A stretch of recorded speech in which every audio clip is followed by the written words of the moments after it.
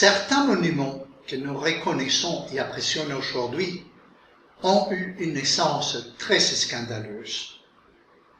Le premier exemple qui me vient à l'esprit, c'est celui de la Tour Eiffel. Au moment de sa naissance, la controverse était importante. Beaucoup de personnalités, entre autres l'écrivain Émile Zola, étaient contraires à la construction de cette tour. Un autre exemple de ce phénomène est celui de la pyramide de Louvre, qu'aujourd'hui nous pouvons voir dans la cour Napoléon du célèbre musée. Nous savons que le Louvre est le musée le plus important au monde et qu'il est installé dans une série de bâtiments vieux de plus de 800 ans. Attention, avec cela, je ne veux pas dire que les bâtiments que nous voyons aujourd'hui datent de 200 ans, mais que pendant tous ces siècles, ils ont été agrandis, enrichis et modifiés maintes et maintes fois par les différents rois, empereurs et présidents de France. C'est en 1789 que les collections royales des peintures et des sculptures furent ouvertes au public, mais uniquement dans certains salons. Le reste du palais était encore utile pour les fonctions d'État, d'une manière ou d'une autre. En 1980, François Mitterrand, des tendances socialistes, accède à la présidence de la France. On craignait que la France bascule vers le camp soviétique, et parmi une bonne partie de la population, le rejet à ce président était grand. L'histoire montrait qu'il savait tort. Il a eu l'idée de faire toute une série de grands travaux dans le pays. L'un de ces travaux était de faire du musée du Louvre le mieux équipé, le plus moderne et le mieux préparé pour recevoir un grand nombre de visiteurs. Il voulait la création de ce qu'il appelait le Grand Louvre. L'une des celles du palais, connue sous le nom d'aile Richelieu et adjacente à la rue de Rivoli, était occupée par le ministère des Finances. Un nouveau et beau cierge a été construit pour ce ministère à moitié sur la Seine, et cette aile a été conditionnée pour retirer des caves du musée de nombreux tableaux qui ne pouvaient pas être présentés faute de place. Les travaux ont duré 8 ans, mais le clou de ces grands travaux d'adaptation du Louvre fut sa porte d'entrée principale. Auparavant, l'entrée était petite, étroite et inconfortable. Alors, le musée recevait environ 2 millions de visiteurs par an. Et aujourd'hui, il reçoit près de 10 millions de visiteurs.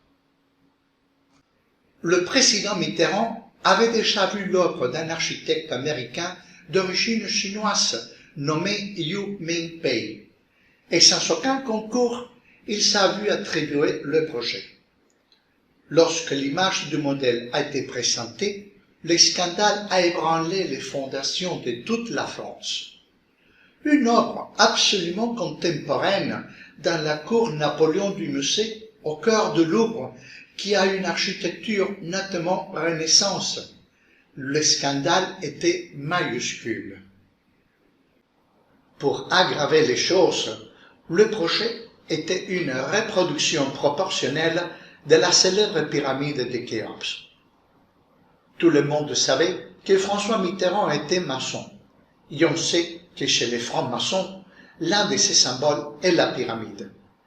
Ce n'était plus une dispute entre conservateurs et avant-gardistes, amoureux de l'ancien ou du contemporain. C'était déjà une dispute politique entre socialistes et non-socialistes.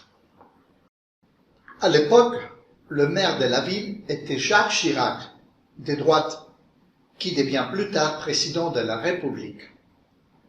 La fièvre a tombé lorsque Chirac a demandé de faire une imitation de l'espace que la pyramide occuperait dans la cour avec des cordes suspendues, et son souhait a été exaucé qu'un grand parking soit créé dans les sous-sols pour garer le grand nombre de bus et de touristes qui défiguraient les alentours du musée.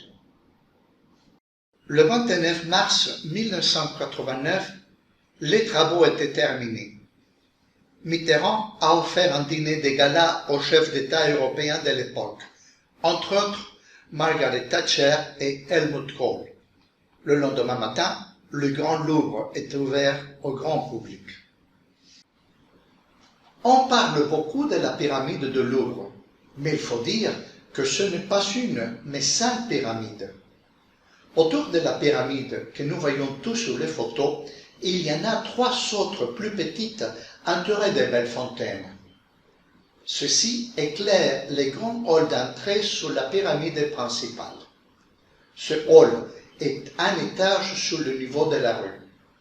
Plus à l'ouest, sous l'esplanade de l'Arc de Triomphe de Carrousel, il y en a une 5e pyramide, mais cette fois-ci inversée. Sa mission est également d'apporter de la lumière à l'étage inférieur, puisque l'une des grandes nouveautés de ce projet était que sous cette esplanade, 22 000 mètres carrés d'espace ont été créés pour des magasins, restaurants, cafés, théâtres, passerelles de défilés de mode. Tout cela dans une forme magistralement bien échancée, avec la grande élégance qui caractérise les Français.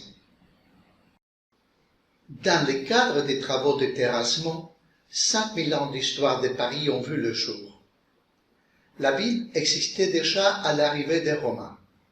C'était un petit village de paysans et de pêcheurs gallois, et les Romains, lorsqu'ils se sont installés dans ce premier village, lui ont donné le nom de Lutèce. La première phase de la construction du palais de Louvre fut réalisée par le roi Philippe Auguste vers 1200. Il ne s'agissait alors que d'une fortification médiévale avec une grande tour ronde de plus de 30 mètres de haut et protégeant la Seine sur le côté ouest, d'où venaient les Anglais. Depuis, le Louvre n'a cessé de grandir et de s'enrichir. Parmi les découvertes figurent les fondations des fortifications du Louvre de 1200. Elles ont été déployées et font aujourd'hui partie du carrousel du Louvre. C'est ainsi qu'il s'appelle cet ensemble d'établissements de 22 000 mètres carrés, beau et élégant. Aujourd'hui, avec la Gioconde, la Vénus de Milo et la Victoire de Samothrace, l'entrée au musée est une attraction touristique en soi. Et il n'y a personne qui ne vienne visiter le musée qui ne veuille pas rentrer chez lui avec l'obligatoire photo devant la pyramide de Louvre. Si mon émission vous a plu, je vous prierai de bien vouloir vous souscrire et en même temps faire clic sur la petite cloche. Merci.